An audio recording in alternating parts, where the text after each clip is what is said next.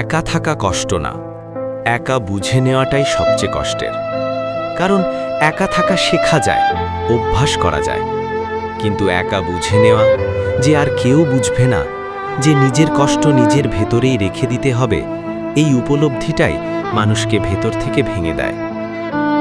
তৃষার জীবনটা বাইরে থেকে খুব স্বাভাবিকই মনে হতো। হাসি, কথা, কাজ সব ঠিকঠাক।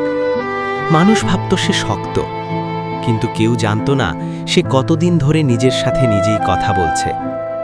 আগে তারও একজন ছিল, যার কাছে সব বলা যেত, যার একটুখানি কি হয়েছে প্রশ্নেই মন হালকা হয়ে যেত।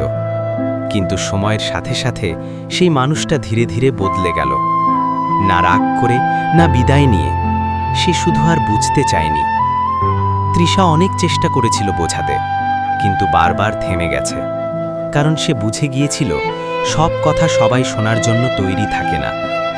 একদিন হঠাৎ করেই সে আর কিছু বলল না, অভিযোগও করল না, কান্নাও করল না। সে শুধু নিজেকে বুঝিয়ে নিল সব কষ্ট ভাগ করে নেওয়ার মতো কাউকে আর নেই।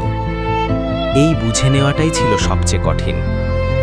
রাতের বেলা যখন চারপাশ নীরব হয়ে যেত, তখন তৃষার ভেতরের মানুষটা কথা বলতে চাইত, কিন্তু সে কাউকে ডাকত না।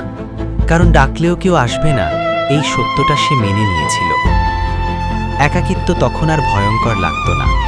ভয়ঙ্কর লাগত এই ভাবনাটা, নিজের কষ্ট নিজেকেই সামলাতে হবে।